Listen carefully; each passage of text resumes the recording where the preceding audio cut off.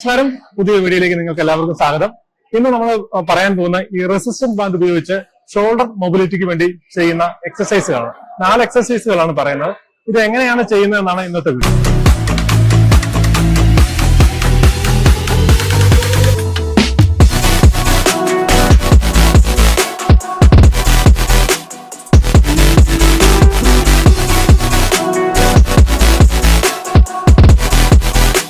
Resistance band ഉപയോഗിച്ചിട്ട് നമുക്ക് ഏതൊക്കെ തരത്തിൽ നമുക്ക് നമ്മുടെ ജോയിന്റ്സിനെ മൊബിലൈസ് ചെയ്യാൻ പറ്റും. മെയിൻ ആയിട്ട് നമ്മുടെ ഇപ്പൊ ബാഡ്മിന്റൺ പ്ലേയേഴ്സിന് മെയിൻ ആയിട്ട് വരുന്നത് നമ്മുടെ ഷോൾഡർ ജോയിന്റ് ആണ്.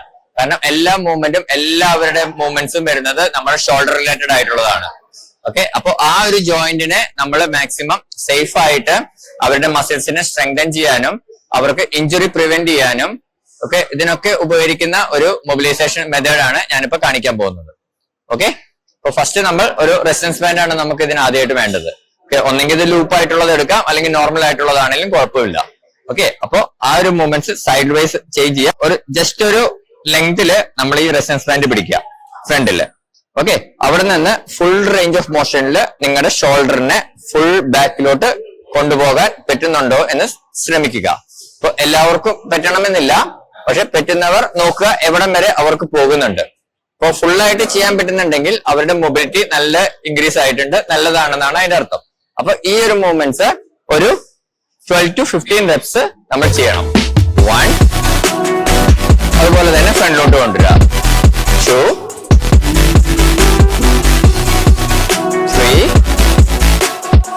ഓക്കെ, ഇങ്ങനെ നമ്മൾ 12 to 15 കൗണ്ട്സ് ഒരു സെറ്റ് ആയിട്ട് ചെയ്യുക. അടുത്ത മൂവ്മെന്റ് വരുന്നത് നമ്മുടെ shoulder side to side movements ആണ് വരുന്നത്.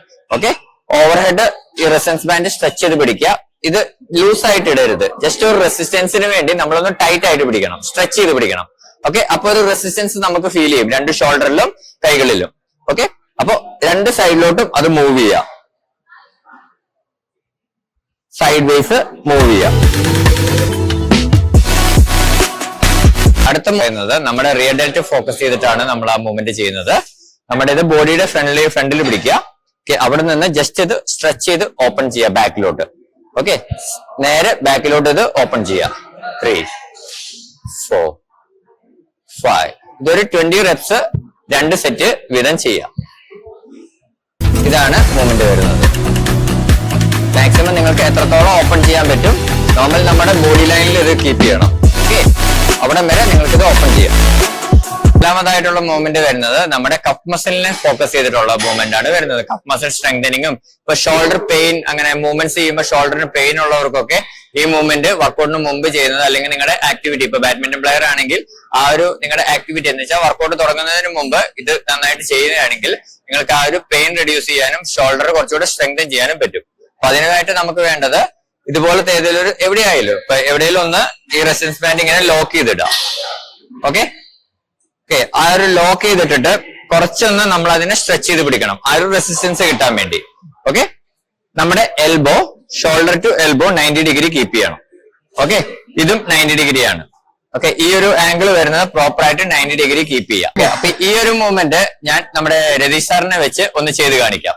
ഇതിനെ നമ്മൾ ഇങ്ങനെ ടൈറ്റ് ചെയ്ത് പിടിക്കുക, ഈ റെസിസ്റ്റൻസ് കൊടുക്കുക. അല്ലെങ്കിൽ കാര്യം ഇത് ലൂസ് ആയി കിടന്നെങ്കിൽ നമുക്ക് ആ ഒരു ഫീൽ കിട്ടില്ല, ആ മസിലിനെ നമുക്ക് ടാർഗറ്റ് ചെയ്യാൻ പറ്റില്ല.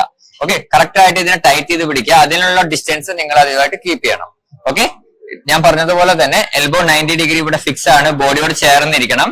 ഇത് പ്രോപ്പർ ആയിട്ട് 90 ഡിഗ്രി ആംഗിൾ നമ്മൾ കീപ്പ് ചെയ്യണം. ഓക്കെ, ഇനി ഇവിടെ നിന്ന് സാറ് ഇനി ഇത് എന്റെ കയ്യിൽ ടച്ച് ചെയ്യിക്കണം. Okay, 1, okay, 2, 3. അപ്പൊ ശ്രദ്ധിക്കുക, സാറിന്റെ ഇത് മൂവ് ചെയ്യുന്നില്ല, ആകെ കൂടി മൂവ് ചെയ്യുന്ന പാർട്ട് നമ്മുടെ ബ്രസ്റ്റ് പാർട്ടാണ്.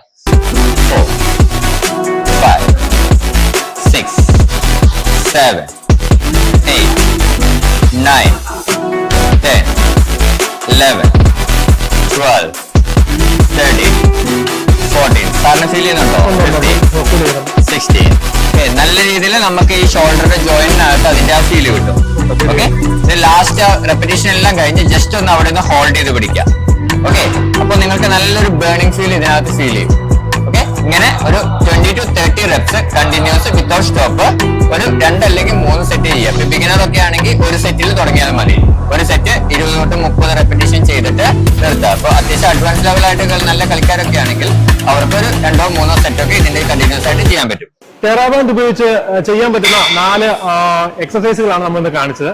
അത് നിങ്ങളുടെ മൊബിലിറ്റി അതുപോലെ തന്നെ ഫ്ലെക്സിബിലിറ്റി എല്ലാം ഇമ്പ്രൂവ് ചെയ്യുന്ന ഒരു എക്സസൈസ് ആണ്. ഇതുപോലെയുള്ള എക്സസൈസ് വീഡിയോകൾക്ക് നമ്മുടെ ഈ ചാനൽ ഫോളോ ചെയ്യുക. ഈ മറ്റൊരു വീഡിയോയുമായി വരുന്നത് വരെ നിങ്ങൾക്ക് എല്ലാവർക്കും ആരോഗ്യകരവുമായി സന്തോഷകരവുമായ നല്ലൊരു ദിവസം നേരുന്നു.